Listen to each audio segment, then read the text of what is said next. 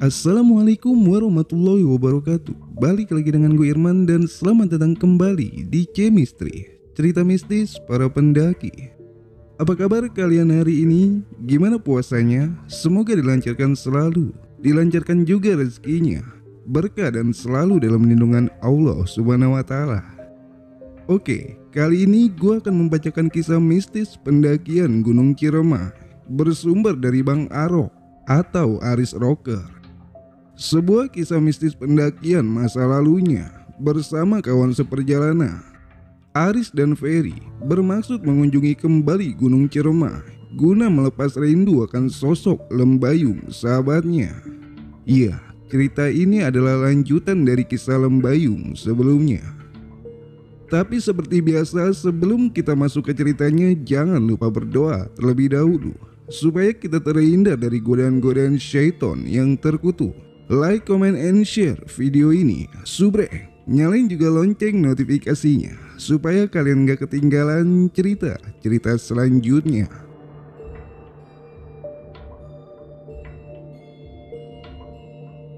Subhanallah, indah banget dari sini pemandangannya, Fer.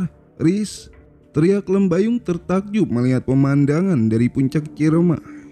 Hamparan awan putih yang begitu luas terbentang bagaikan miliaran ton kapas yang ditumpahkan, lalu meluas berserakan dan memperlihatkan pemandangan di bawahnya yang begitu cantik dan menawan. Sudah lunas loh ya, gak punya utang lagi aku. Udah sukses bawa kalian ke sini.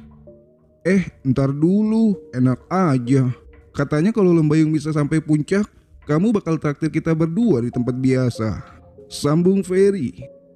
Oh iya, aku baru ingat. Ayo, jangan pura-pura lupa ya. Lembayung tersenyum disusul kedua alis yang naik turun tanda menagih. Iya. Sengaja sebelum berangkat kemarin aku bikin nazar kecil-kecilan, sekedar untuk hiasan dan yang pasti agar mereka merasa tertantang dan semangat. Kalau aja di sini ada tukang bakso, pasti enak dingin-dingin kayak gini, ucap Lembayung sambil menyengir. Iya, bubur kacang hijau, terus surabi, juga jagung rebus juga kayaknya enak, sambung Ferry sialan. Kemudian kami pun tertawa lepas tanpa beban, melupakan perihal keruwetan-keruwetan pekerjaan kami masing-masing. Mungkin gak ya kita bakal bertiga terus kayak gini? Awas loh ya, kalau kalian udah pada punya istri, terus gak bisa kumpul kayak gini lagi. Tak omeli loh istri-istri kalian, ujar Lembayung.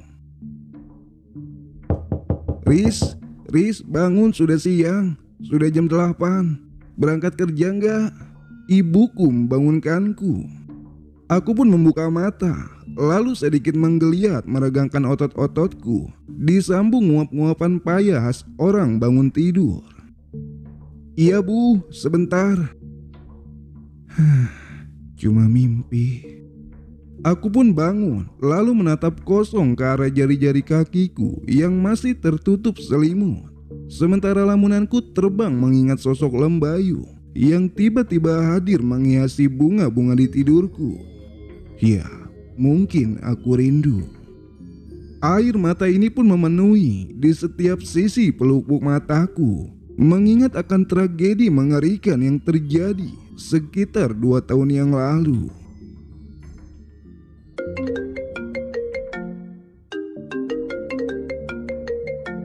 Ada panggilan masuk. Halo? Iya Fer, bagaimana?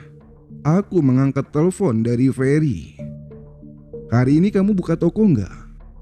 Buka Fer, emang kenapa? Ada yang pengen aku omongin. Nanti aku ke toko kamu aja deh. Oh ya udah, nanti aku mandi dulu, sahutku. Sesampainya di toko, aku beberes sebentar dan tidak lama kemudian Ferry pun datang. Duduk Fer, rokok nih. Jangan heran dengan pertemuan kami yang tidak saling menanyakan kabar, karena memang kami masih sering bertemu tiap harinya. Ada nih 2 bungkus. Wah, cair gedean ya? Enggak, biasa aja. Oh iya, gimana? Katanya ada yang mau kamu omongin. ucapku. Sengaja aku tidak menceritakan mimpiku semalam. Takut kalau Ferry sedih mengingat kembali sosok Lembayu dan tragedi 2 tahun yang lalu itu. Dengan menunduk, Ferry pun berkata, "Semalam aku mimpi kita bertiga nyampe puncak Ciremai, Riz." "Bertiga? Sama almarhumah Lembayung?" "Iya, Riz." Dengan sesekali terkejut, aku terus mendengarkan Ferry bercerita tentang mimpinya. "Mimpi kita sama, Fer," sambungku setelah Ferry selesai menceritakan mimpinya. "Apa iya, Riz?" "Iya, Fer, sama persis. Mungkin dia rindu." "Kamu mau kesana lagi?" "Kayaknya sih. Nanti hari Minggu. Kamu mau ikut?" "Kamu gila apa, Riz? Lembayung kan udah gak ada. Itu pasti perangkap makhluk halus." "Emang kamu gak kangen sama Lembayung?" "Ya kangen, tapi kan kita bisa ke makamnya langsung. Ngapain kesana?" "Ya udah, mungkin aku akan berangkat sendiri. Dan nanti sebelum naik ke Ciremai, aku sempetin dulu deh ke makam Lembayung." "Sudah gila kamu, Riz." Aku bersikeras naik ke Ciremai lagi. Meskipun berkali-kali Ferry melarangku dari hari ini sampai 2 hari kemudian. Hingga sebelum aku berangkat, dia terus-menerus mengirimkan pesan singkat BBM agar aku tidak naik ke Ciremai lagi.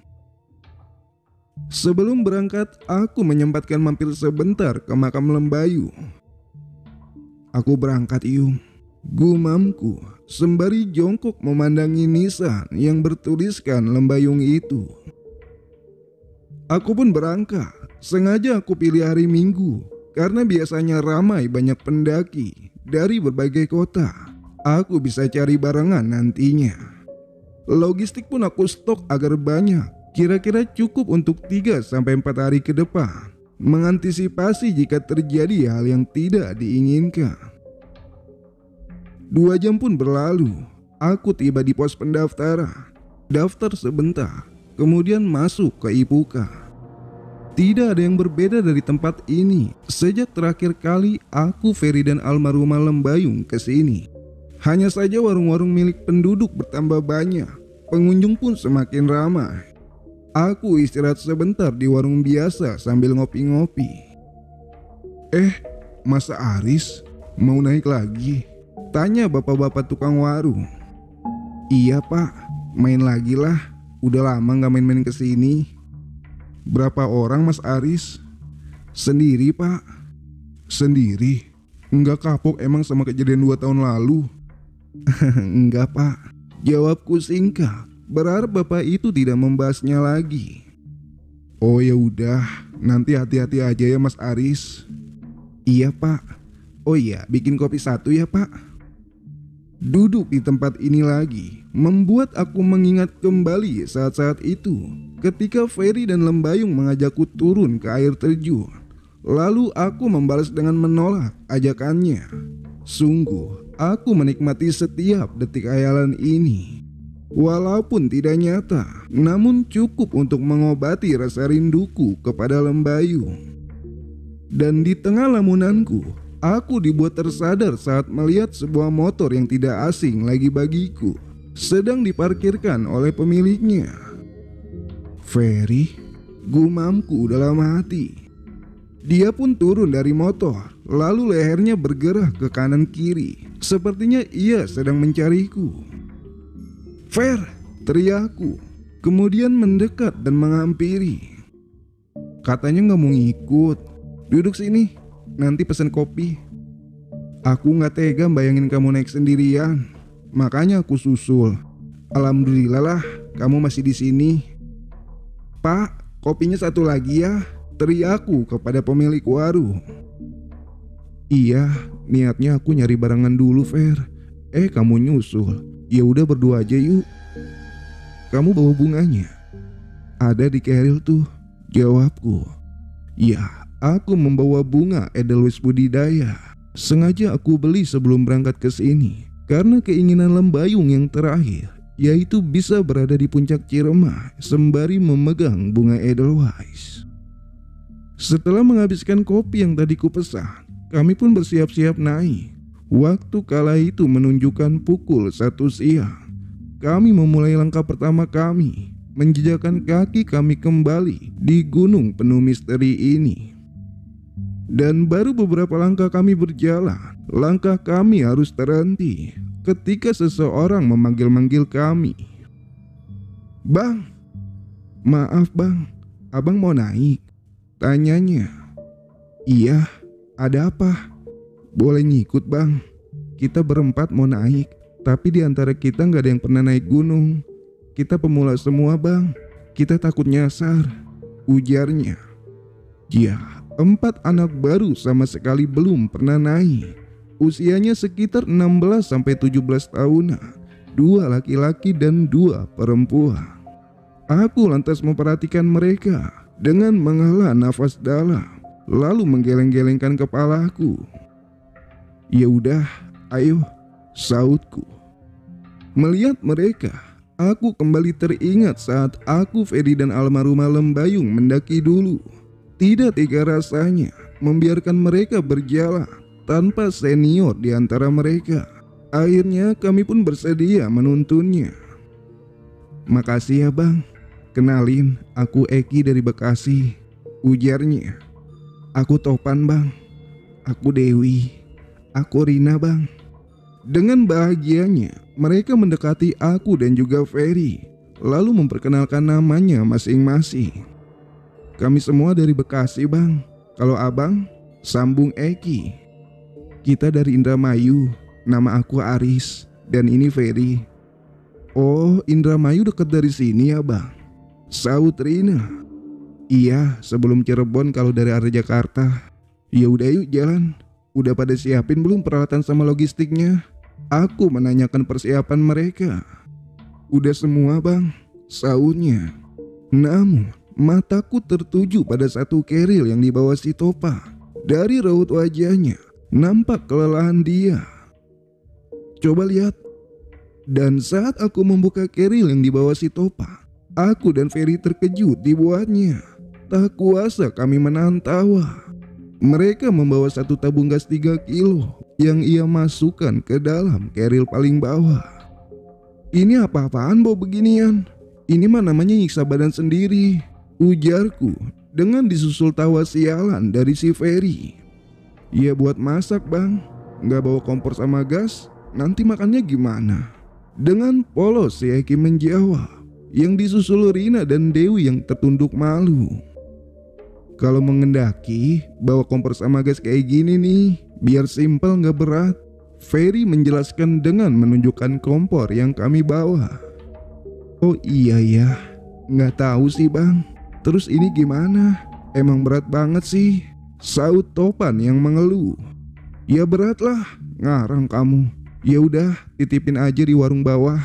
Yang itu tuh, bilang aja ke bapak tukang warungnya, Mas Aris nitip," kataku dengan menunjuk warung langganan kami.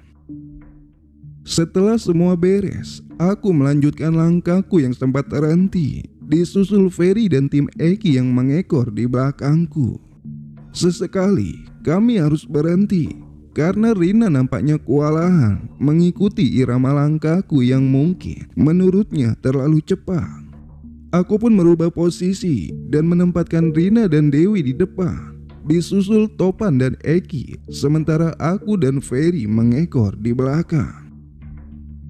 "Kalian pada pacaran?" tanyaku seiring kami terus berjalan. Untuk beberapa detik tidak ada yang menjawab pertanyaanku. Mungkin mereka baru PDKT, pikirku. Jadi masing-masing dari mereka sulit menjawab pertanyaan seperti itu. "Enggak bang, kita cuma temenan," saut Dewi. Dan beberapa menit kemudian kami telah tiba di pos bayangan. Kami pun istirahat rokokan sebentar. "Bang Ferry kenapa bang? Kok kayak nangis gitu?" ujar Dewi.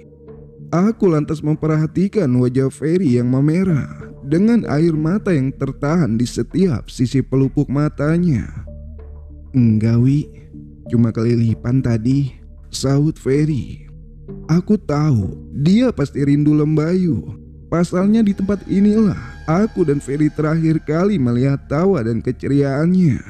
Namun kami berusaha untuk tidak menceritakan tragedi yang mengerikan itu kepada bocah-bocah lucu yang saat ini berada bersama kami. Dayu, jalan lagi.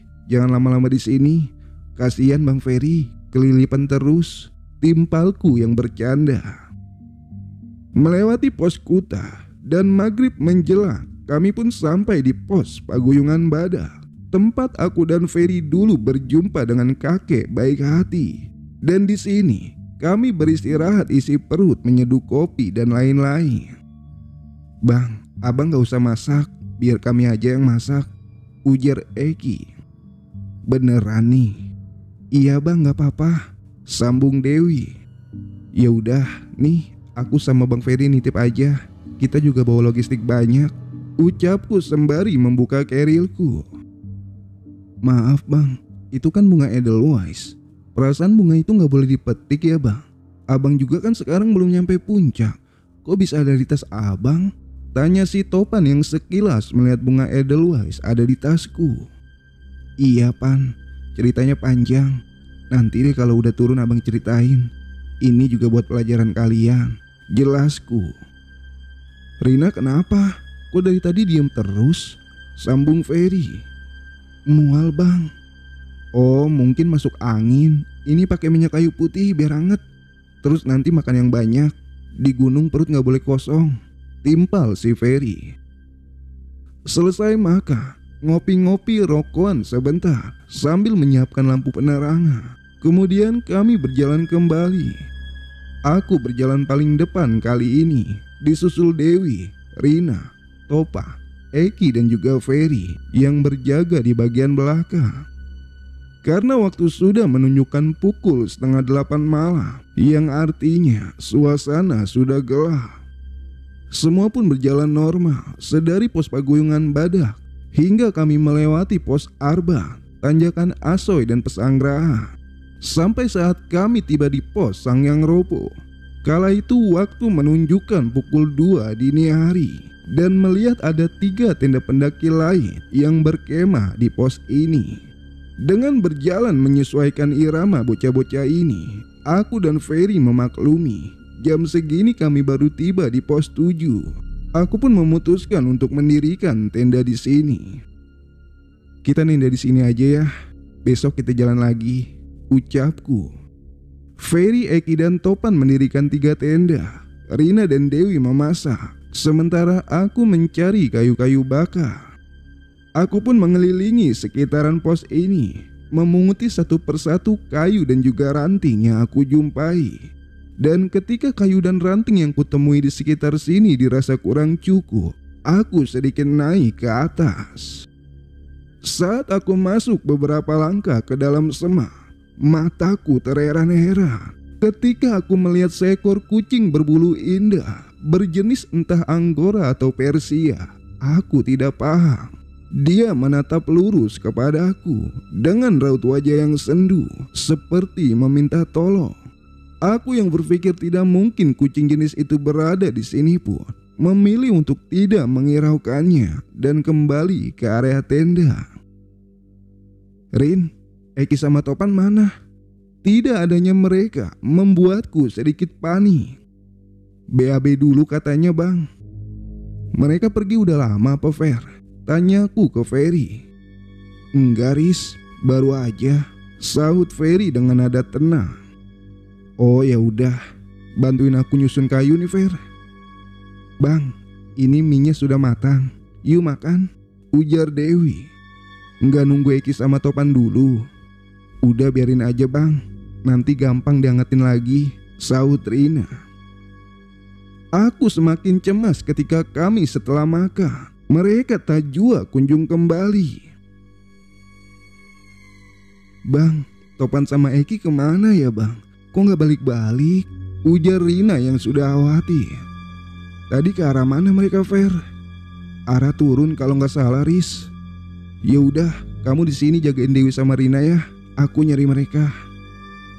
Dan ketika aku hendak menuruni jalur turun, aku melihat mereka yang sedang naik sembari cengengesan dari bawah. Kalian kemana aja? Tanyaku agak jengkel. Maaf bang, abis BAB, mules. Lain kali jangan jauh-jauh, jangan lama-lama juga. Kasihan Dewi sama Rina, khawatir. Iya, maafin kita bang. Ya udah, makan sana. Kami pun kembali ke tenda dan aku melanjutkan menyalakan api unggun agar ada sedikit penghangat untuk tubuh kami yang terus-menerus diterpa udara dingin malam ini. Nanti langsung pada istirahat ya, biar besok badan kalian fit. Soalnya dari sini ke puncak, medannya lumayan terjal batu berpasir, jadi lumayan nguras tenaga. Ferry memberi arahan kepada mereka. Dan setelah mereka masuk ke tenda masing-masing, aku dan Ferry berjaga-jaga di luar sembari menghangatkan badan di depan api unggun. Lembayung lagi ngapain ya Fer? Nggak tahu Riz, aku juga kangen. Biasanya kita kemana-mana bertiga, sekarang tinggal kita berdua, sahutnya dengan menengadahkan wajahnya ke arah langit. Ya kita berdoa aja, semoga dia dapat tempat yang terbaik di sana. Amin, semoga Fer. Aku masuk ya, mau istirahat dulu biar besok stamina full lagi. Aku juga lah, sahut Ferry. Ki, Eki tolong Ki, Rina Ki, tolong Ki. Aku pun terbangun mendengar kebisingan yang agak samar-samar di telingaku. Dan aku melihat jam di tanganku, kala itu pukul 5 subuh. Pan, tolong Rina Pan, tolong Pan. Aku bergegas ketika sadar itu adalah suara Dewi. Fer, bangun Fer, Dewi Fer. Sambil bergegas keluar tenda, disusul Eki dan juga Topan yang keluar tenda dengan tergesa-gesa. Kemudian Ferry mengikuti di belakang. Ada apa Wi? Ada apa? Tanyaku khawatir. Rina bang, sontak aku mencoba masuk melihat kondisinya. Hipo Fer, teriakku ke Ferry. Eki, Topan, masak air agak banyakan buat bikin teh panas sambil buat ngompres, ujar Ferry. Wi, kamu peluk Rina ya, biar suhu badannya gak turun lagi, ucapku. Riz, api unggun nyalain lagi gak? Nyalain lagi aja agak dekat sama tenda Rina, nanti pasti ada gunanya. Sementara Dewi memeluk Rina, Ferry menyalakan api unggun lagi. Aku pun membantu Topan dan juga Eki membikin air teh hangat, lalu mengompres dahi, kaki dan tangan Rina. Eki, Topan, tolong pijat kaki sama tangannya ya, biar otot-ototnya gak kaku, ujarku. Sementara Dewi tetap mendekap Rina sambil menyuapi teh hangat sedikit demi sedikit. Sementara pagi menjelang pukul 6:30 pagi, suhu badan Rina nampaknya mulai stabil. Bibir yang tadinya membiru kini mulai normal. Tangan dan kakinya pun sudah mulai bisa digerakkan dengan normal. Udah mendingan Rin? Tanyaku. Masih lemas bang, dingin juga. Gunung ya dingin Rin, sambung Ferry mencairkan suasana. Sepertinya kita gak bisa lanjutin jalan sekarang. Rina masih lemah. Kalau ada yang mau maksain naik, silakan. Biar aku sama Ferry nunggu Rina di sini, ucapku.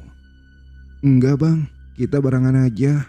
Lagian Rina kan teman kita nggak mungkin ninggalin dia, sahut Eki yang disusul yang lainnya mengiyakan ucapan Eki.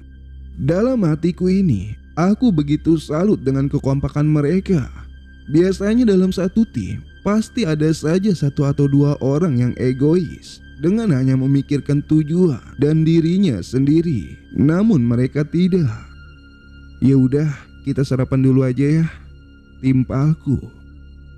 Fer, aku heran sama 3 tenda itu. Nggak ada penghuninya apa ya?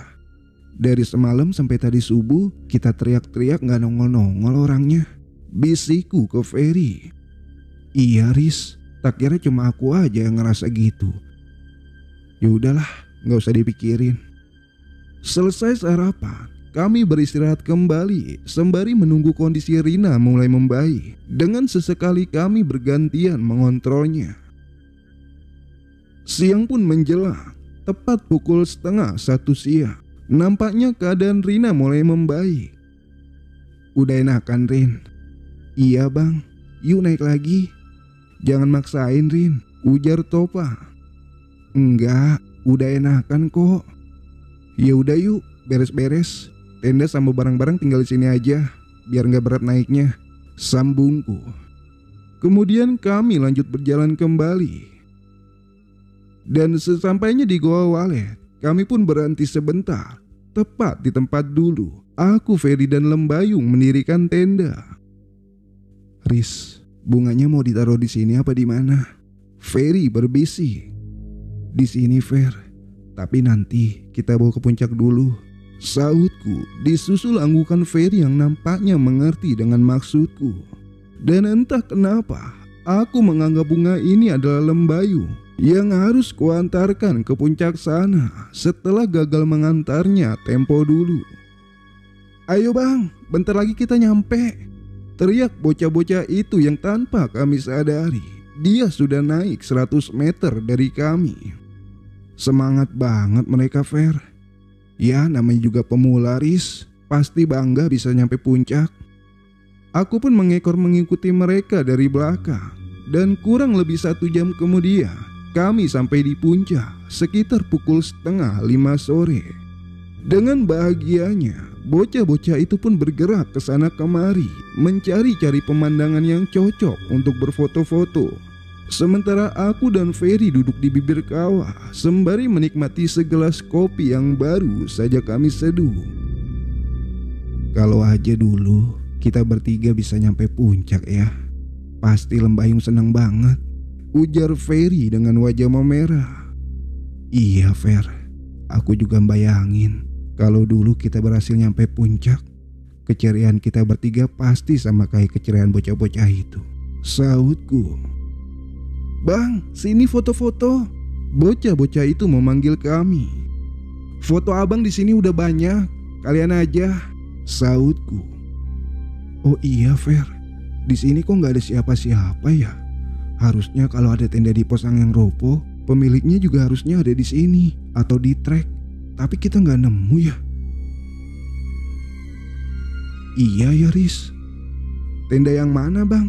Tendanya siapa? Sambung Eki.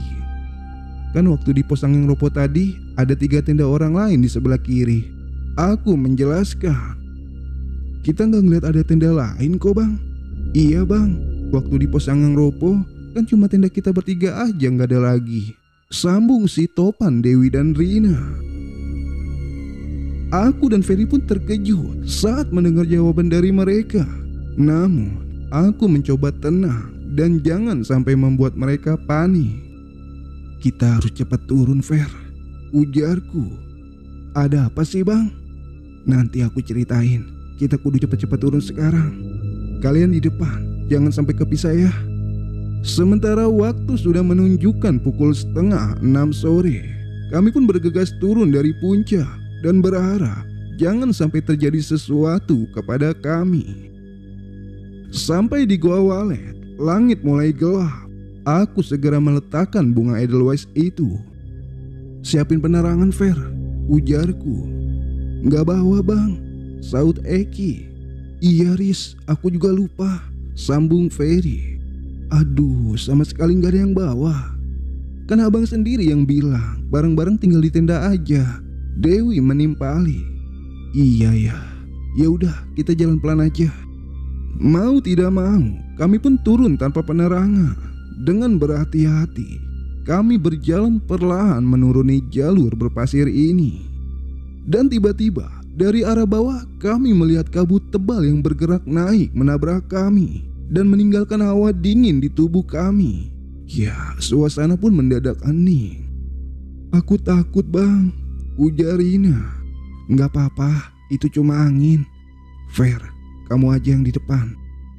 Sekarang Ferry di depan, disusul Topan, Dewi, Rina, Eki dan aku yang berjaga di bagian belakang. Kami berjalan kembali dan sekilas aku mencium bau kentang. Dan menurut orang tua dulu, kalau mencium bau kentang di suatu tempat, berarti tempat tersebut banyak aktivitas makhluk astral. Agak cepat Fer, aku memberi aba-aba agar cepat menjauh dari tempat ini. Kami pun mempercepat langkah kami. Tidak adanya penerangan membuat kami kesulitan mencari-cari pijakan yang aman untuk kami melangkah. Sesekali juga kami harus meraba terlebih dahulu jalan yang akan kami lalui. Namun sesaat aku melihat kepulan asap dari balik batu di sisi kananku, dan aku terkejut ketika Ferry yang berjalan di barisan paling depan tiba-tiba berhenti. "Ada apa, Fer?" teriakku dan segera menghampirinya. "Kalajengking, Bang," sahut Eki. "Gimana ini, Riz?" tanya Ferry. Aku pun mencoba untuk mengeceknya. Nampak belasan atau puluhan ekor kalajengking yang sedang menyeberangi jalur kami. "Mundur, jaga jarak. Kita tunggu sampai habis saja." Sesaat kami bergerak mundur, sesaat itu pula puluhan kalajengking tersebut hilang tanpa jejak. Aku dan Ferry pun mencoba mendekat, memeriksa hingga mengorek-ngorek rumput di depan kami. Namun kalajengking itu tidak kami temui dimanapun. "Bang, aku takut, Bang." Dewi mulai meratap, yang disusul Rina yang tidak mau melanjutkan perjalanan. "Kita harus cepat turun, jangan kelamaan di sini," sahut Ferry. Namun tiba-tiba aku melihat ada dua cahaya dari atas puncak terbang melesat turun ke arah hutan. "Ada apa, Riz?" Ferry yang penasaran melihatku menatap langit. "Gak apa-apa, Fer, kita harus cepat turun." Lalu setengah jam kemudian kami pun tiba di pos Sangyang Ropo, dan 3 tenda itu pun sudah tidak ada di sana. Aku tidak mempedulikannya. "Kita makan dulu, isi perut jangan sampai kosong. Topan, bantu Dewi sama Rina masak ya. Aku, Ferry sama Eki beresin alat-alat."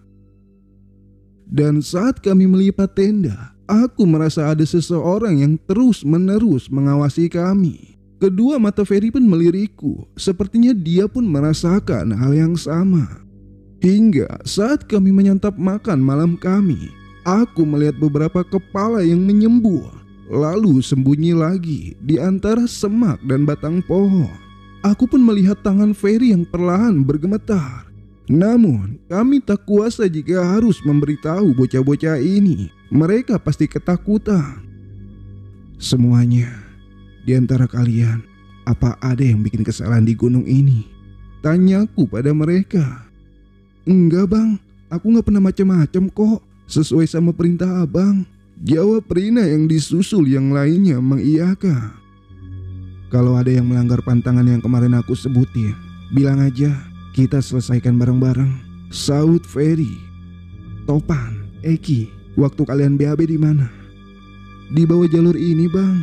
Kita pakai plastik kok, Bang," jelasnya. "Terus kalian buang kemana?" "Kita lempar ke tengah hutan, Bang." "Nah kan, lain kali kamu BAB di gunung, mending digali lubang aja. Jangan kayak gitu." Dengan halus aku menasihati mereka. "Semua tempat di gunung ini ada penghuninya. Kalian kan gak tahu plastik yang kalian buang itu larinya kemana. Bisa aja mengenai rumah mereka. Kita sama-sama menghormati. Terus juga, itu kan plastik kalian lempar ke tengah hutan. Sama aja ngotorin gunung," sambung Ferry menjelaskan. "Rin, kamu mual lagi?" tanya Topan yang melihat Rina menundukkan kepala di antara kedua lututnya. "Rin, kamu kenapa?" sambung Dewi dengan memegang dan sedikit menggoyang-goyangkan pundak Rina. Dan perlahan ia pun merintih dan menangis. Lalu tiba-tiba ia tertawa cekikikan. Dia pun berdiri dan menunjuk-nunjuk kami. "Kalian sudah mengotori istana Dewi kami." Ia pun berteriak lalu menggerak. Dewi dan Topan yang berada di dekat Rina terjerambab mundur hingga terguling. Eki pun panik membangunkan Dewi. Perlahan dia pun menjatuhkan tubuhnya, lalu bergerak liar ke sana kemari, disusul geraman-geraman kecil yang terus-menerus terdengar dari mulutnya. Aku dan Ferry yang khawatir ia akan berlari masuk ke dalam hutan, sesegera mungkin menangkapnya. Dia pun meronta-ronta, memberontak berusaha melepaskan diri dengan sesekali menggeram seperti seekor harimau. "Pan, bantuin!" Teriakku kepada mereka bertiga yang sedari tadi membelalak ketakutan. Dan dengan ragu, Topan dan Eki pun mendekat.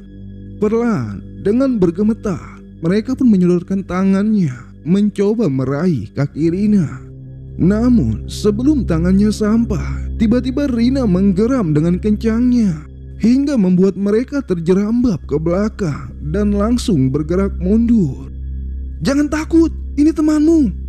Mereka pun kembali mendekat, lalu memberanikan diri menjaga Rina bersamaku. Sementara Ferry mengambil segelas air putih, lalu kembali membacakan suratul Fatihah, Anas, dan ayat kursi masing-masing 3 kali. Lalu perlahan mengguyur atas kepalanya hingga punggung sampai ke ujung kaki Rina. Ya, makhluk itu pun menjerit, meronta-ronta hingga merintih. Kemudian ia pun melemah dan pingsan. Dengan menahan sisa-sisa tangis, perlahan Dewi pun mendekat. "Rin, bangun Rin, sadar Rin." Sementara aku masih melihat beberapa mata yang mengintai dari balik pohon-pohon besar. "Mulai sekarang, pikiran jangan kosong. Baca doa apa saja yang kalian hafal," ujar Ferry mengingatkan. Beberapa saat kemudian Rina sadar. "Kasih minum Wi," kataku. "Kita harus cepat turun Fer." "Kita pasti pulang kan Bang?" "Iya Pan, jangan takut." "Aku kenapa Wi?" tanya Rina. "Nggak apa-apa Rin, kamu tadi pingsan aja." Sementara waktu menunjukkan pukul 9 malam. Setelah Rina pulih, kami pun bergegas untuk turun. "Siapin senter ya." Ferry pun berjalan paling depan, mengekor yang lainnya, dan aku di barisan paling belakang. Dari belakang sini, aku merasa ada yang mengikuti, namun aku berusaha untuk tidak peduli. Sementara dari sudut mataku, aku melihat bayangan putih yang terus berkeliaran di kanan kiriku. Namun bagiku selama dia tidak menampakkan dirinya pada bocah-bocah ini, aku tidak peduli. Pocong Ki, pocong!" teriak Dewi dengan meloncat-loncat sembari memeluk Eki yang berada di depanku. Ya, mataku pun bergerak liar mencari-cari makhluk itu. Dia pun berdiri di samping pohon besar di sisi kanan jalur. Semua pun histeris ketika tersadar makhluk itu berada di setiap sisi pohon di sekitar kami. Sementara Rina kembali pingsan tergeletak di antara semak-semak, yang disusul Dewi yang tiba-tiba lemas, kemudian pingsan juga. "Fer, Rina Fer!" Ferry pun menangani Rina, sementara aku kesulitan untuk sekedar mendekati Dewi karena Topan dan Eki yang histeris memelukku. "Ki, lepas Ki, itu Dewi pingsan." "Pocong Bang!" Mereka histeris. Aku dan Ferry yang sibuk mengurus Dewi dan juga Rina hampir tidak memperdulikan kehadiran makhluk itu. Lalu tiba-tiba sebuah petir melengking menyambar sebuah pohon di antara puluhan makhluk-makhluk itu.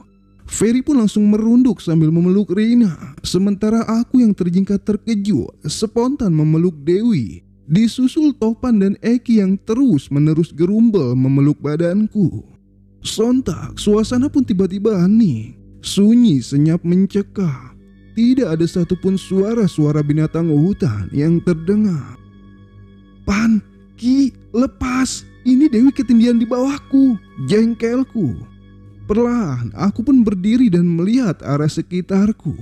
Ya, makhluk itu sudah tidak ada di sudut manapun. "Lepasin Pan, itu Dewi pingsan." "Takut Bang." "Udah, makhluk itu udah gak ada." Dengan ragu dan bergemetar, mereka pun melepas badanku ini. Aku pun segera memangku Dewi dan menepuk-nepuk pipinya. Wi sadar Wi, ini abang Wi." Dan perlahan Dewi pun tersadar, lalu kembali histeris menyebut-nyebut makhluk itu. "Wi, tenang Wi, makhluk itu udah gak ada." Dan sedikit demi sedikit Dewi pun mulai tenang dan mampu menguasai dirinya. "Kasih minum Ki," ujarku. Eki pun memberi minum Dewi dengan tangan yang masih bergemetar hebat. Riz, Rina, Riz. Ferry memanggilku. Kasih minum, Fer. Aku memberinya sebotol air minum. Ferry pun menuangkan sedikit demi sedikit air ke mulut Rina sampai Rina tersedak, kemudian bangun dengan histeris memeluk Ferry. Tenang, Rin, istighfar. Makhluk itu udah gak ada, Rin. Perlahan Rina pun tersadar dan melepas pelukannya. Aku takut, Bang. Aku takut. Ratap Dewi yang disusul Rina, Topan dan Eki yang tidak mau melanjutkan perjalanan. Kita harus tetap turun. Diam di sini sama saja.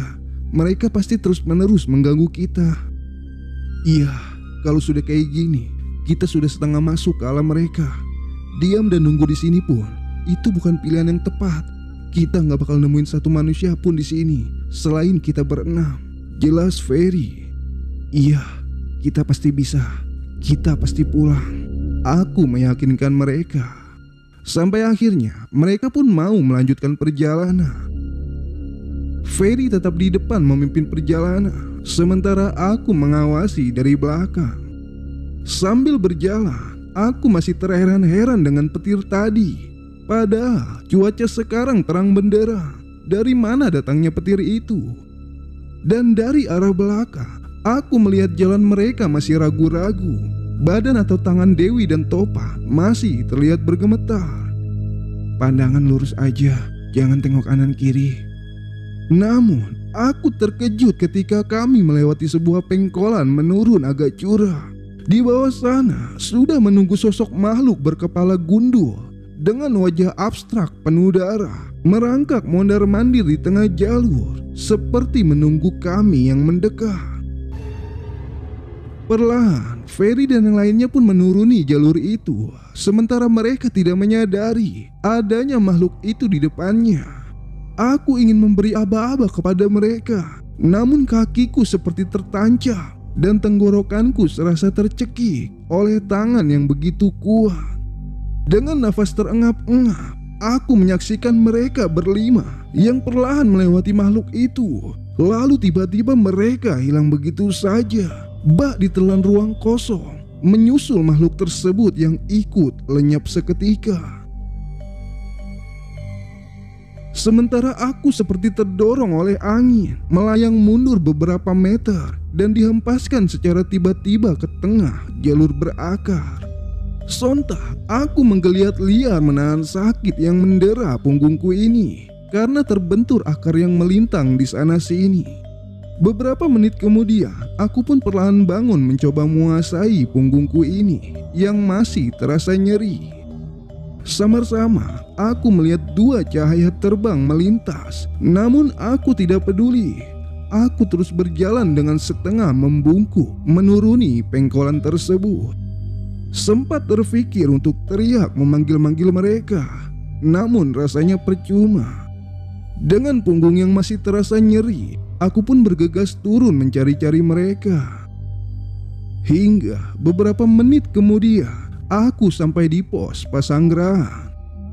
Indra penciumanku pun meremah aroma kentang yang begitu pekat, ditambah kabut tipis yang terus-menerus menyelimuti keheningan malam ini, menambah kesan wingit dan mencekam.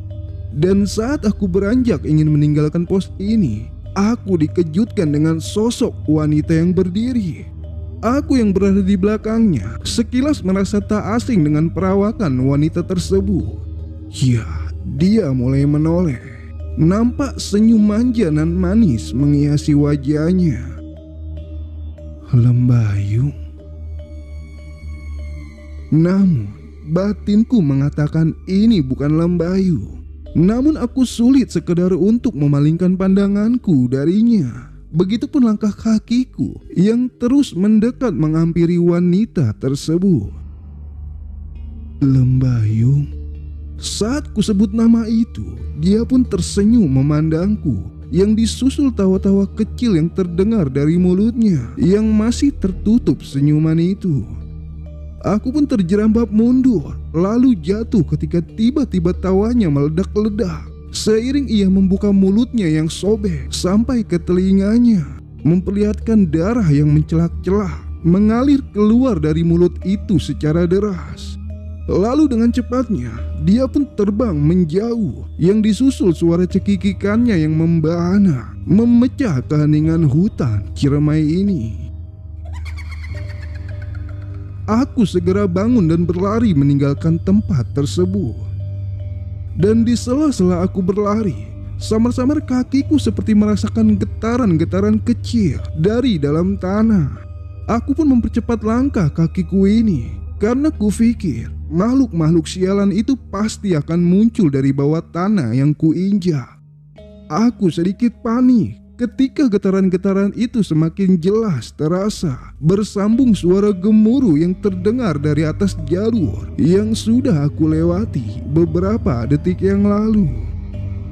Dan ketika aku memutar leherku ke belakang, jantungku berdesir melihat seonggok batu besar menggelinding secara liar ke arahku.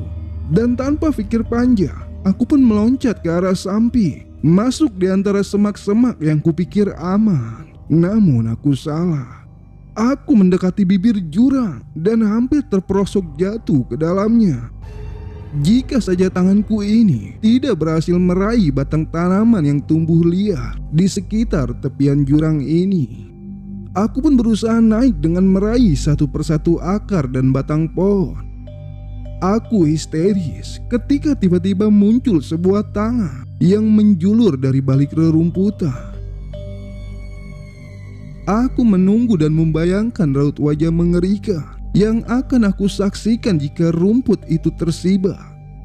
Kemudian, tanpa diduga sebuah suara yang tak asing terdengar di telingaku. "Cepat pegang tanganku," ujarnya dengan menyibak rerumputan yang menghalangi pandangannya. "Lembayung?" sahutku setengah bergemetar. "Gak mungkin."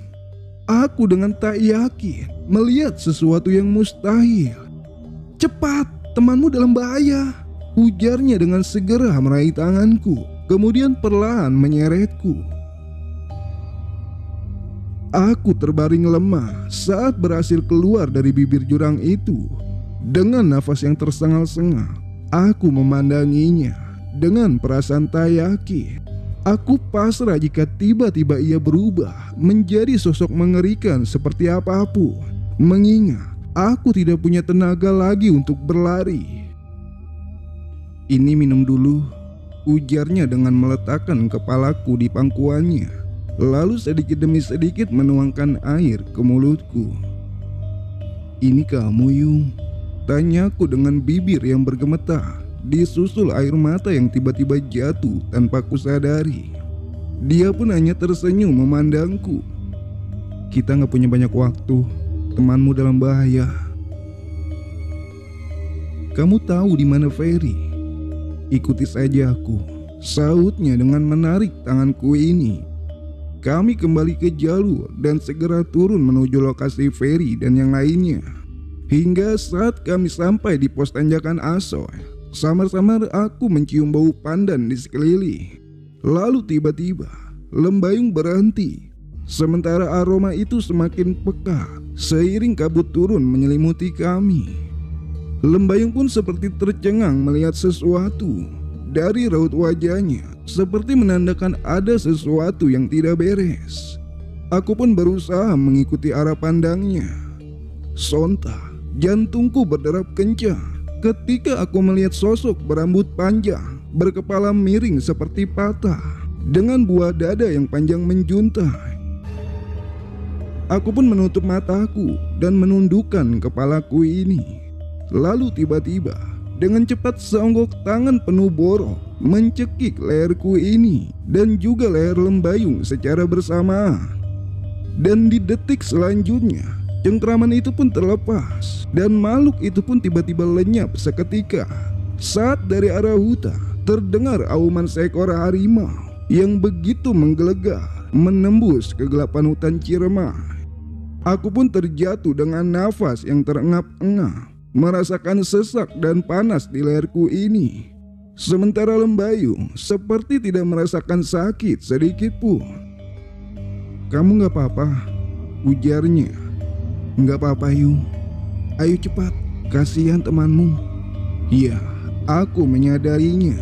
Ini bukanlah Lembayung yang ku kenal dulu. Manja, cengeng, cerewet dan serba mengeluh. Namun siapapun dia, aku begitu berterima kasih. Loh, kok ke hutan, Yung? Itu jalurnya, ujarku yang melihat Lembayung berjalan ke arah hutan. Ikuti aja, jangan banyak bertanya. Dan entah mengapa aku begitu yakin kepadanya, meskipun aku tahu dia bukan Lembayung yang ku kenal. Namun dengan tidak adanya jalur setapak membuat jalanku sedikit lambat, karena terkadang kakiku harus tertancap duri-duri yang tajam. Namun kami tetap melangkah naik turun, menyusuri rimbunnya semak dan pepohonan hutan Ciremai. Yung, kamu gak takut lewat sini? Ada suara harimau. Dia temanku. Kamu berteman sama harimau? Tidak. Terkadang wujudnya manusia, sama sepertimu. Siapa dia, Yung? Moka. Namun percakapan kami terputus ketika Lembayung yang berjalan di depanku mendadak berhenti, yang disusul leher yang memutar ke kanan dan kiri seperti merasakan sesuatu. Kenapa, Yung? Lewat sini, ujarnya sembari berlari ke arah jurang di sebelah kanan kami. Aku pun terus mengikutinya dari belakang. Ini jurang, Yung, kenapa lewat sini? Tanyaku sembari perlahan menuruni tebing yang curam. Lihat ke atas. Dan saat aku melihat ke atas, aku melihat tubuh seekor ular yang begitu besar, sepertinya sedang tertidur tepat di depan kami berdiri tadi. Sekarang aku mengerti maksud dari Lembayung. Sesampainya di dasar jurang, seketika jantungku mencelos saat melihat puluhan hingga ratusan mayat yang berserakan di pelataran jurang ini. Ada yang kepalanya hancur, ada yang tangan dan kakinya patah, ada juga yang perutnya tertancap batang pohon yang sudah lama mati. Saking banyaknya mayat-mayat itu, aku sampai harus berjalan zigzag agar tidak menginjak bagian tubuh mereka. Mereka kenapa, Yung? Aku bertanya dengan gugup dan setengah bergemetar. Itu para pendaki yang hilang tersesat, lalu jatuh dari atas tadi kita berdiri. Dan setelah melewati mayat-mayat itu, kami pun kembali berjalan menyusuri dasaran jurang ini. Hingga saat kami menemui jalan buntu, kami pun kembali menaiki tebing di sisi kiri kami.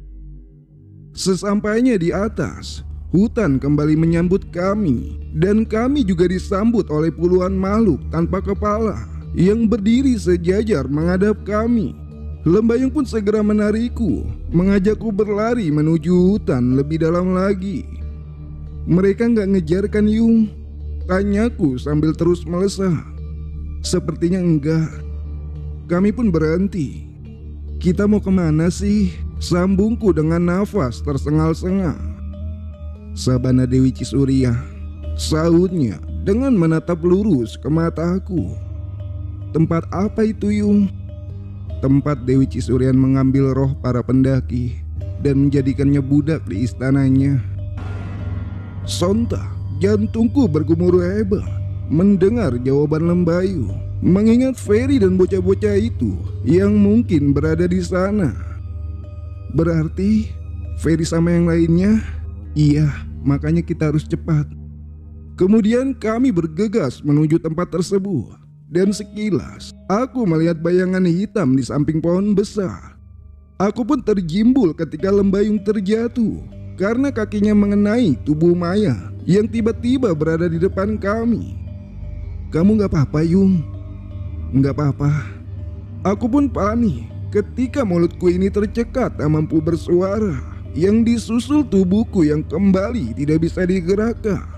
Sementara Lembayung sudah bergerak menjauh, meninggalkanku yang masih menunggu sesuatu yang mengerikan di tempat ini. Sementara aroma pandan kembali menyeruak menusuki hidung ini. Aku menunggu sebuah tangan yang merambah dari belakang pinggangku, yang disertai sebuah kuku yang begitu panjang menggores punggungku ini. Kuku itu terus naik hingga ke pundakku, dan kini Aku melihat lagi tangan penuh borok menjijikan itu yang dengan erat mencengkram pundakku. Lalu tiba-tiba perlahan kakiku pun melayang, dan sebelum aku hilang kesadaran, aku merasakan makhluk itu membawaku terbang entah kemana dan kemudian gelap. Dan saat aku membuka mataku, sontak jantungku berdesir hebat melihat wajah makhluk menjijikan itu yang hanya berjarak beberapa jengkal saja dari wajahku ini. Ya, wajah berkoreng penuh darah, nanah dan belatung tersebut terus-menerus menggodaku. Dengan sesekali ia memasukkan ujung buah dadanya ke mulutku. Jantungku bergemuruh lebih kencang setelah aku tersadar aku tengah ditimang oleh sosok Wewe Gombel. Sekilas terfikir untuk berontak dan menjerit sekeras mungkin meminta pertolongan. Namun suaraku seperti hilang, ditambah tubuhku yang terasa membatu, sulit untuk digerakkan. Aku pun hanya bisa pasrah menikmati cairan kental yang terus-menerus keluar dari lubang buah dadanya yang mengalir ke mulutku, yang terasa begitu hambar dan berbau busuk. Entah itu darah atau nanah. Wajah mengerikan itu terus-menerus menggodaku, mengayun-ayunkan tubuhku seolah ingin meninabobokanku. Dengan sesekali kulihat belatung yang jatuh dari wajahnya mendarat tepat di dadaku ini. Kemudian ia pun menyuapkan belatung tersebut ke dalam mulutku. Air mataku tiba-tiba menetes dari sudut mataku ini, mengingat ibu, bapak, dan adik-adikku di rumah, serta Ferry dan juga bocah-bocah lucu itu. Mungkin aku tidak akan bisa menyelamatkan mereka, dan mungkin aku akan berakhir di sini. Di tengah keputusasaanku, tanpa diduga dari arah atas, aku melihat ada dua cahaya. Cahaya itu pun meluncur dengan cepat ke arahku. Semakin dekat cahaya itu, semakin benderang menyilaukan, hingga aku tidak dapat melihat apa yang terjadi ketika cahaya tersebut mendarat tepat mengenai kepala hingga punggung makhluk menjijikan itu. Sontak, ia pun melemparku hingga aku terjatuh ke semak-semak. Sementara ia menjerit meronta-ronta dengan tubuh berselimut api yang terus berkobar, membakar habis seluruh tubuhnya. Lalu makhluk sialan tersebut musnah tak bersisa. Aku yang masih terbujur kaku dengan mulut tak mampu bersuara, hanya bisa menyaksikan dua cahaya itu menari-nari setelah menghantam makhluk sialan itu, yang kemudian menghilang tepat di balik pohon yang berjarak sekitar 8-10 meter dariku, yang disusul geraman harimau yang memekakan telinga. Aku pun kembali terkejut ketika lembayung tiba-tiba keluar dari pohon tempat dua cahaya tadi menghilang. Apa mungkin cahaya itu lembayung dan temannya? Gumamku dalam hati. Dengan tersenyum, ia pun menghampiriku yang masih belum mampu bergerak.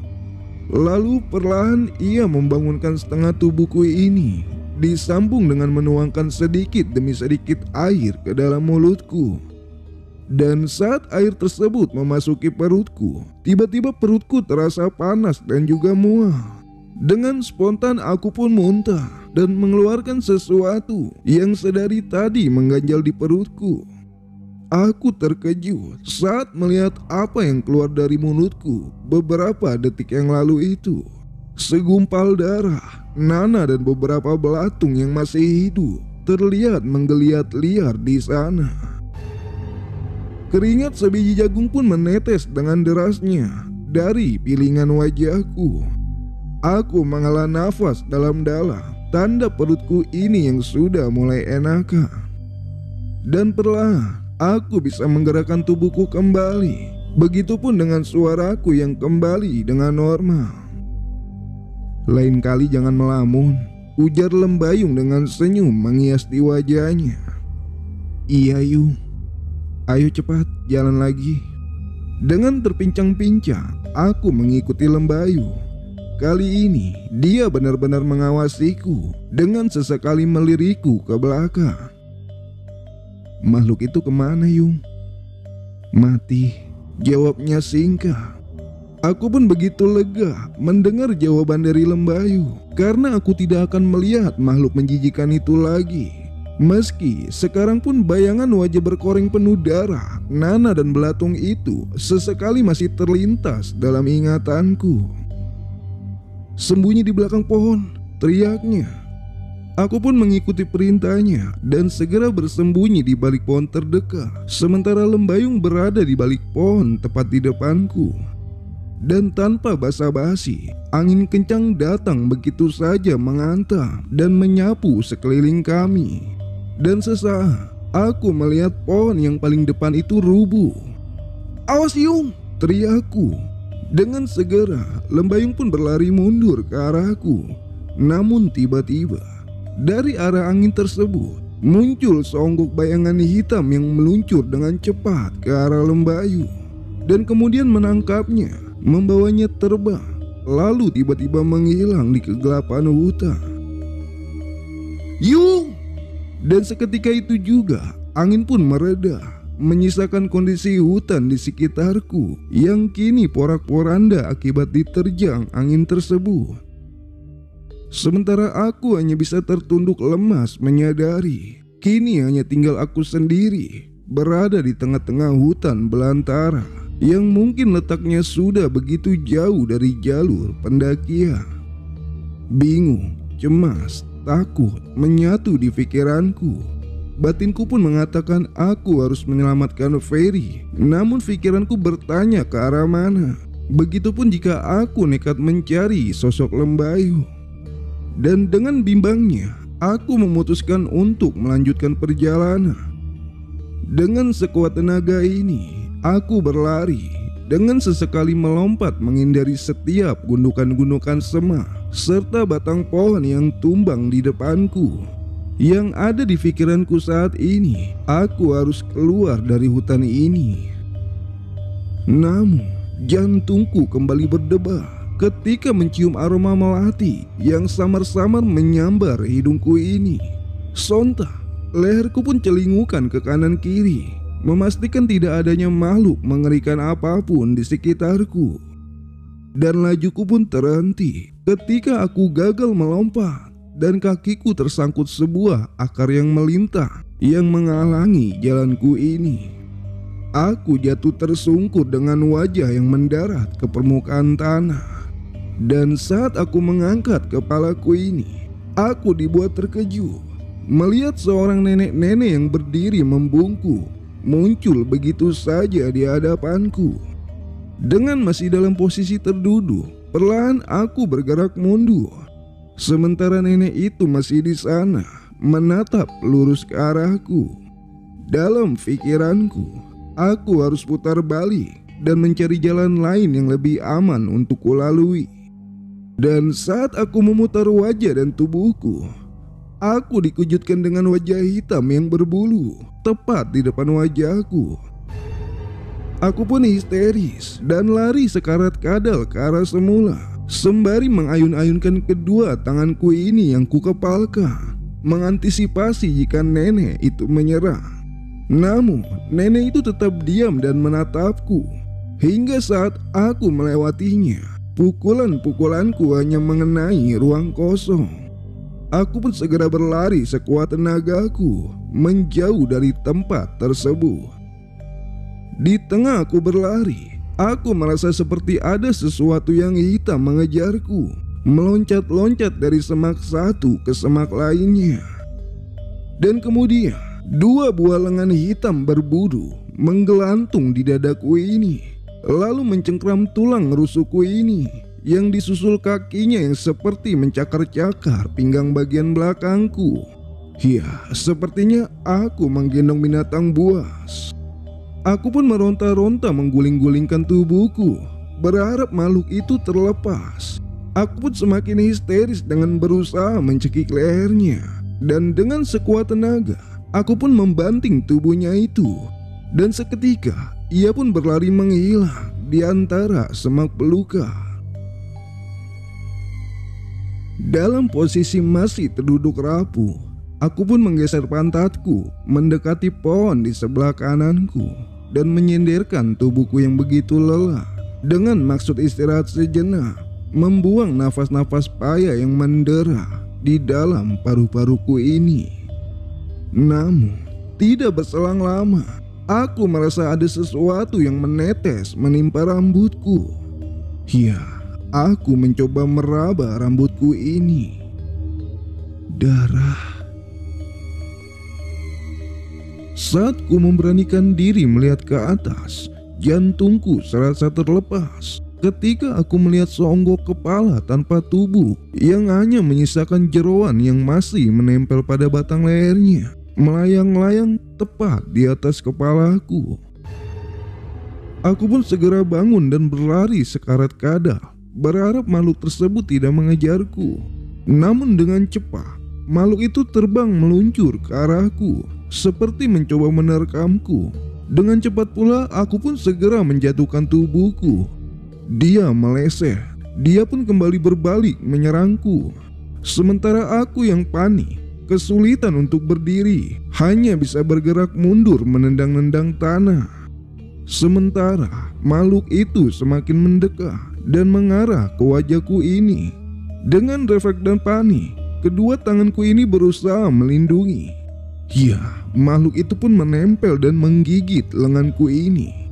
Dengan histeris aku membanting-banting makhluk tersebut, namun dia tak kunjung melepas gigitannya. Hingga saat seseorang datang dan segera menarik makhluk menjijikan itu, lalu membanting dan menginjaknya hingga hancur. "Lembayung," ucapku dengan nada gemetar. "Kamu gak apa-apa?" "Gak apa-apa, Yung," sahutku sembari memandang ngeri ke arah sisa-sisa jeroan makhluk itu yang masih bergerak-gerak lemah. Sementara Lembayung menghampiriku dan mencoba mengikat lukaku dengan sepotong kain yang ia robek dari bajuku agar darah tidak keluar lagi. "Kamu kemana aja? Kamu gak kenapa-napa kan?" "Gak apa-apa," sahutnya dengan senyum. "Lantas kemana makhluk yang bawa kamu tadi?" "Sudah mati. Ayo kita jalan lagi. Sebentar lagi sampai," ujarnya. Kemudian kami pun bergerak lagi. Kali ini aku yang masih agak lemah harus jalan dengan dituntun olehnya. Dan sekian menit pun berlalu. Ada perasaan lega setelah kembalinya Lembayung. Gangguan-gangguan dari makhluk-makhluk sialan itu seperti semakin berkurang. "Sudah, Yung, lepas. Sepertinya badanku sudah mendingan," ujarku. "Kamu udah kuat?" "Iya, Yung. Ayo cepat, kasihan Ferry sama yang lainnya." Dan dengan cepatnya kami pun berlari tanpa menghiraukan apapun jua. Meski kadang suara-suara aneh terdengar entah dari arah mana, dan aroma-aroma yang silih berganti menyeruak di sana sini, aku tidak peduli. Yang ada di pikiranku saat ini, aku harus bisa menyelamatkan Ferry dan yang lainnya. Kehilangan Lembayung saja sudah cukup membuatku begitu terpukul. Aku tidak ingin kejadian 2 tahun yang lalu itu terulang kembali. Sementara di sekelilingku yang tadinya dipenuhi oleh semak belukar, kini berganti dengan pohon-pohon besar yang sepertinya berusia ratusan tahun.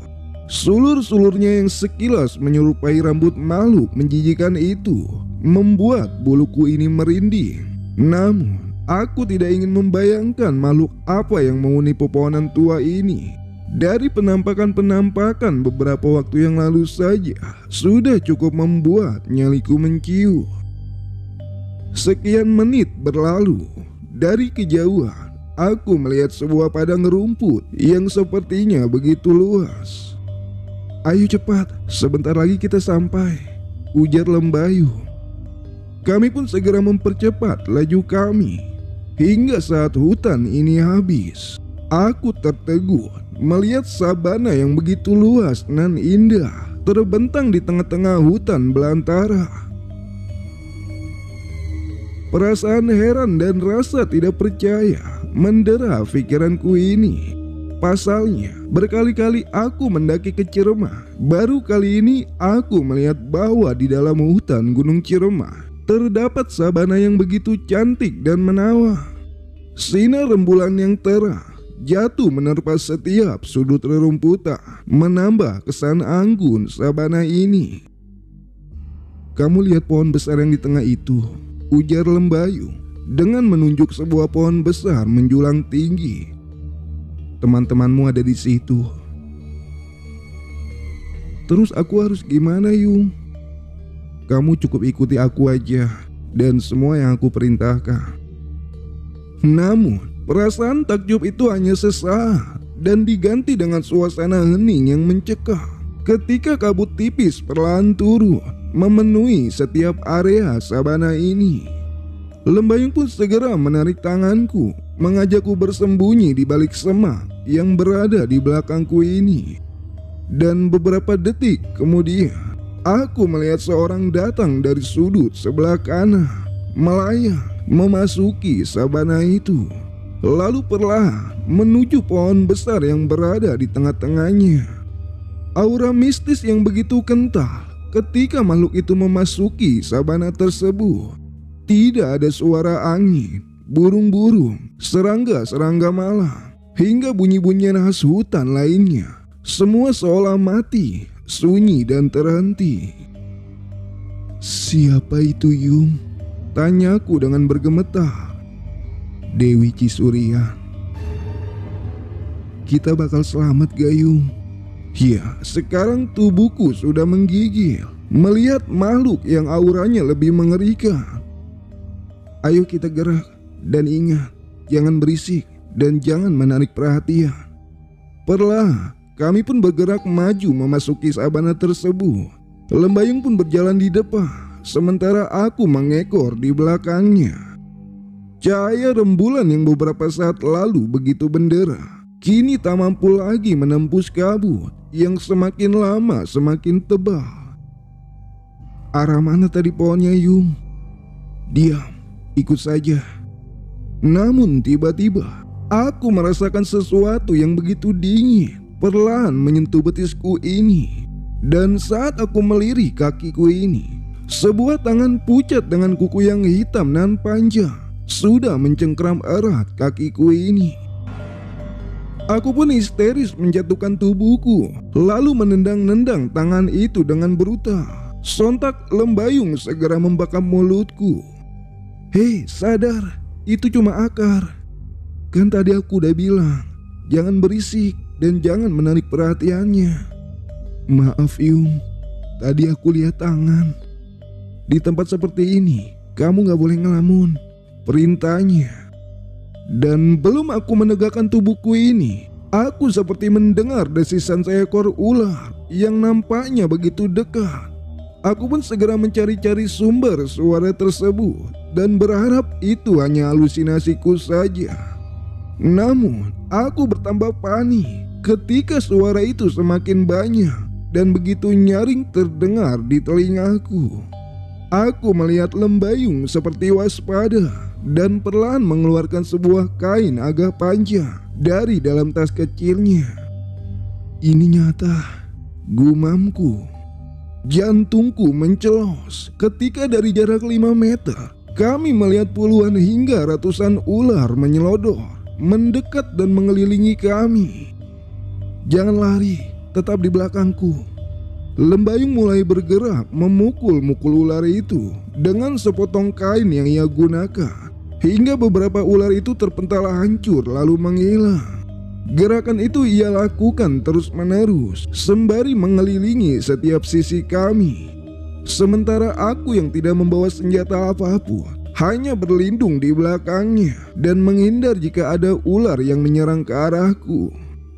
Beberapa menit kemudian, ular itu pun habis, hanya meninggalkan potongan-potongan kepala dan ekor yang terkadang masih bergerak dengan lemah. "Keberadaan kita sudah disadari oleh mereka. Tetaplah waspada," ujar Lembayu. "Iya, Yung."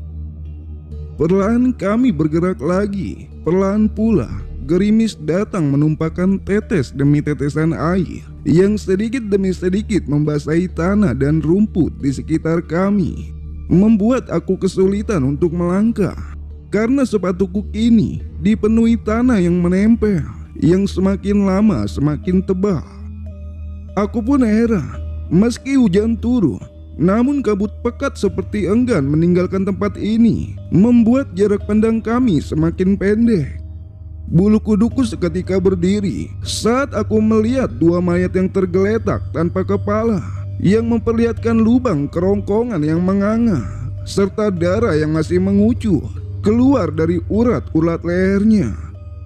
Dengan tubuh bergemetar, aku berjalan menyingkir dari dua mayat itu.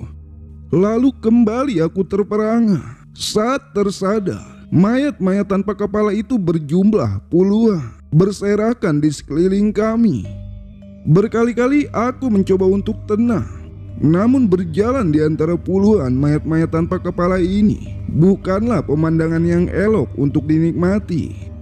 Sesekali tubuhku menggigil tak terkendali, yang disusul kedua kakiku yang begitu berat untuk digerakkan, membuat jalan kami menjadi lambat dan terasa lawas untuk sekedar berjalan beberapa meter saja.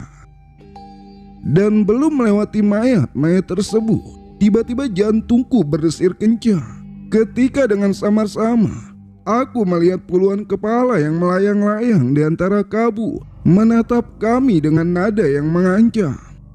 Dengan histeris, aku bersembunyi di balik punggung Lembayung, sementara Lembayung tetap waspada menatap arah sekitar. Satu persatu kepala itu mulai datang menyerang. Lembayung pun dengan cekatan memukul satu persatu kepala itu hingga mereka terpental menjauh. Sementara dari arah belakang, satu dua kepala tiba-tiba sampai di pundakku, kemudian menggigitnya. Sontak aku kembali histeris, mengguling-gulingkan tubuhku pada rerumputan, berharap makhluk itu terlepas. Namun gigitan itu semakin kuat.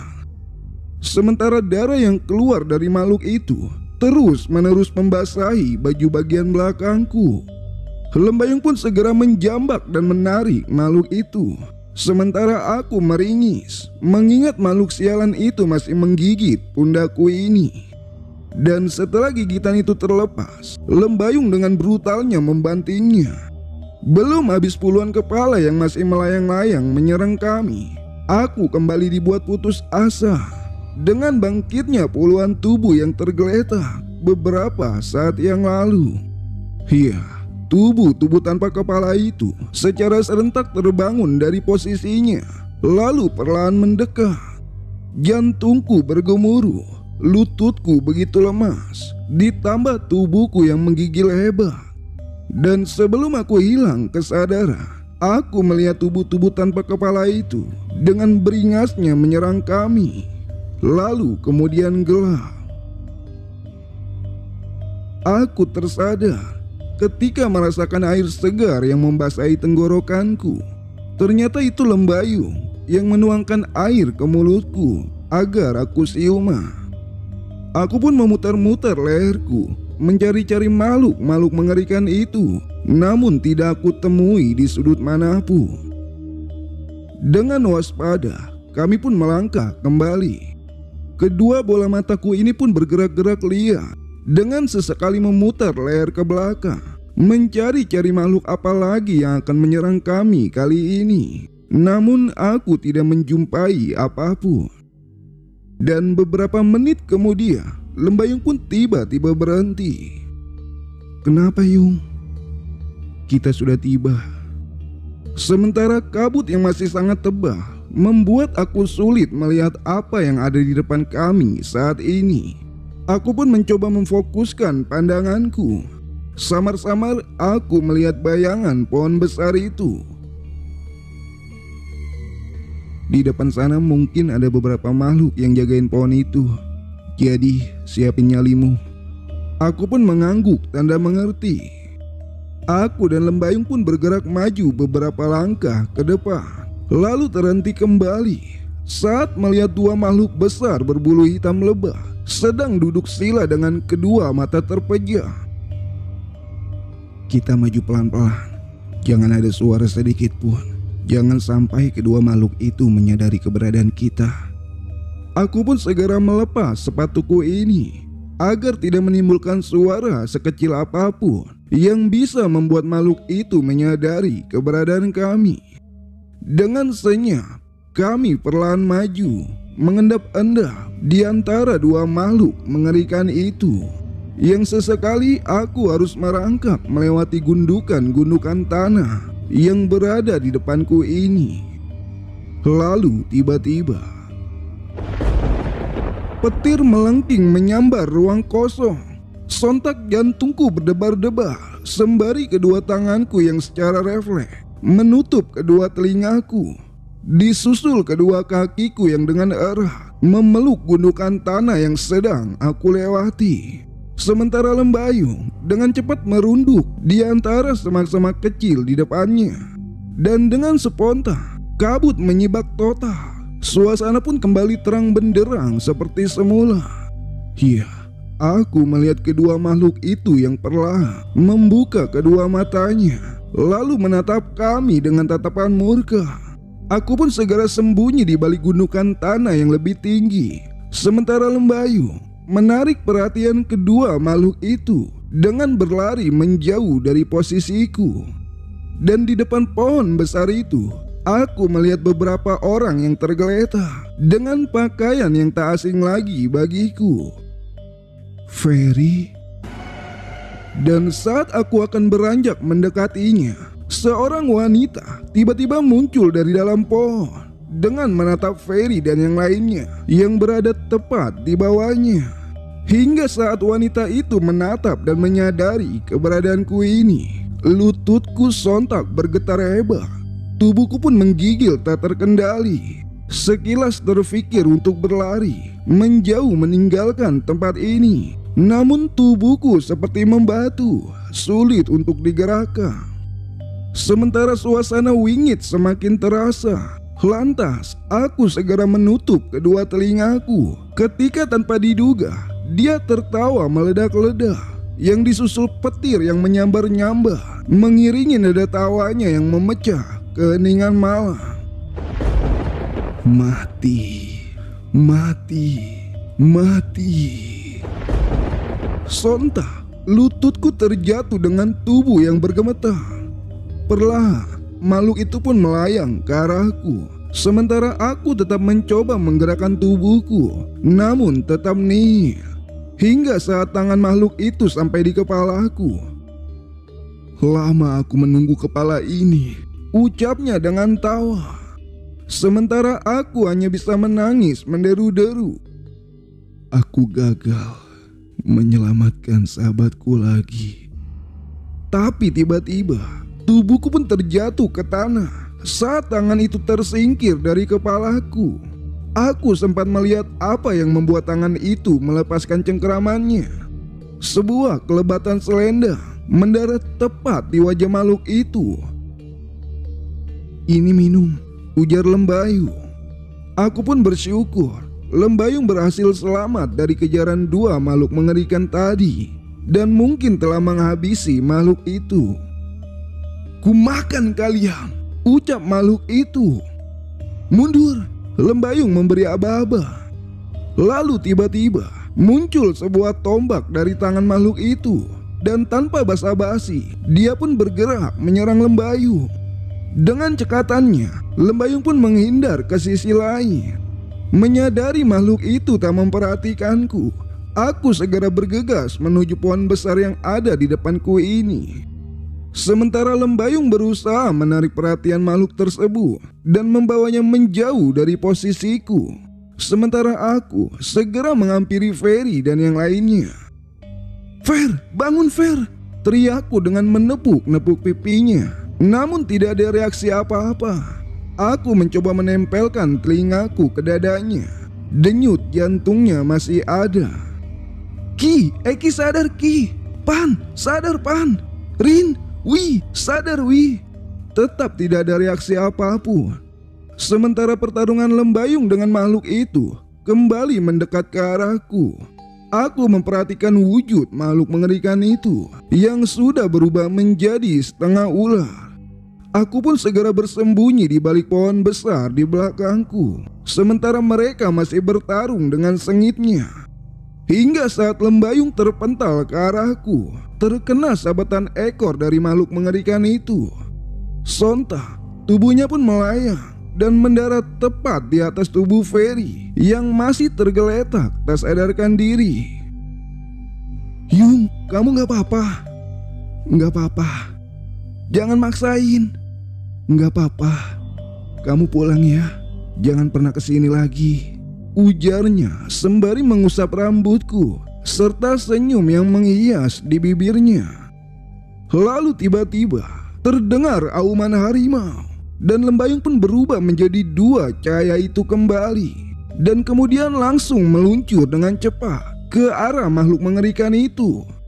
Sontak terjadi kejar-kejaran antara dua cahaya dengan makhluk tersebut, sampai ketika dua cahaya itu berhasil menangkapnya dan membawanya terbang meliuk-liuk ke arah langit, semakin tinggi dan terus meninggi. Lalu mereka pun meledak hancur di udara bersamaan dengan menghilangnya sabana di sekelilingku yang dengan spontan berubah menjadi hutan belantara. Sejenak aku menatap langit, sekedar untuk membayangkan sosok yang sudah menyelamatkan kami. Dan entah itu Lembayung dan temannya atau siapapun itu, aku tidak peduli. Yang jelas aku sangat berterima kasih kepada sosok tersebut. Dan setelah tersadar, aku segera menyeret tubuh Eki dan yang lainnya agar mepet ke pohon di belakangku. Sementara mataku tetap waspada celingukan, mengantisipasi jika sosok mengerikan itu datang dan menampakkan wujudnya lagi. Namun hingga subuh menjelang, aku tidak menjumpai satu penampakan pun yang menggangguku. Aku pun segera mengambil handphoneku, bermaksud menghubungi siapapun, namun tidak ada jaringan. Hingga pagi menjelang, aku masih di sini menjaga mereka berlima yang masih tak sadarkan diri. Aku pun menyalakan MP3 dengan musik keras, berharap ada yang mendengar musik yang kunyalakan. Sampai akhirnya sekitar pukul 7:30 pagi, aku mendengar seseorang memanggil-manggil namaku ini yang terus-menerus tanpa henti. Dan beberapa detik kemudian, mereka pun perlahan mendekat. Sepertinya mereka mendengar musik yang aku nyalakan. Dan ternyata itu adalah Pak Sani. "Ya Allah, Mas Aris gak apa-apa?" "Gak apa-apa, Pak. Ini tolong bawa temanku."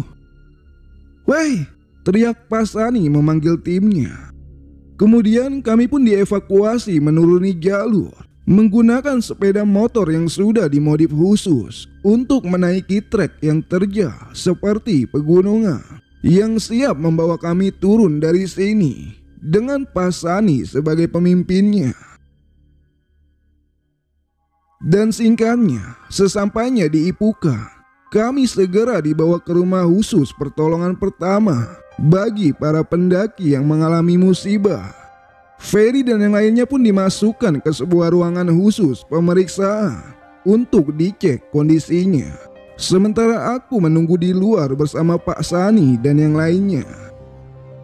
"Gimana ceritanya? Kok bisa kayak gitu, Mas Aris? Perasaan udah 2 kali ini Mas Aris kena musibah terus." "Ceritanya terlalu panjang, Pak." "Oh ya sudah, dihabiskan nasinya ya." "Oh iya, Pak. Bapak bisa tahu saya kena musibah, terus bisa langsung tahu lokasi saya dari mana?" tanyaku. "Tadi pas sekitar mau subuh, ada perempuan yang ngasih tahu kalau Mas Aris kena musibah. Terus dia juga ngejelasin lokasi Mas Aris dengan detail." "Lembayung," gumamku dalam hati. Dan tidak lama kemudian, seseorang pun keluar dari kamar tempat Ferry dan yang lainnya dirawat. "Mereka gak apa-apa, cuma kelelahan. Mungkin sore bisa siuman." Mendengar pernyataan itu, aku pun lega selega-leganya. Dan menjelang sore hingga maghrib, mereka pun sadar satu persatu. Aku segera masuk ke kamar itu, lalu menemui Ferry. "Kamu gak apa-apa?" "Gak apa-apa, Riz." "Oh iya, kata Pak Sani, tiket pendakian masih banyak tuh. Naik lagi yuk." "Kagak dah," Ferry menjawab dengan mulut menganga sedikit menyon yang disusul bola mata yang mendelik tak beratura. Ya, itulah kisah kami. Bagi kami, Gunung Ciremai bukan hanya sekedar gunung biasa. Banyak kengerian dan kenangan di dalamnya, termasuk kenangan sahabat kami Lembayu. Satu tangkai bunga Edelweiss untuk keabadianmu, dan Al-Fatihah untuk menerangi alammu.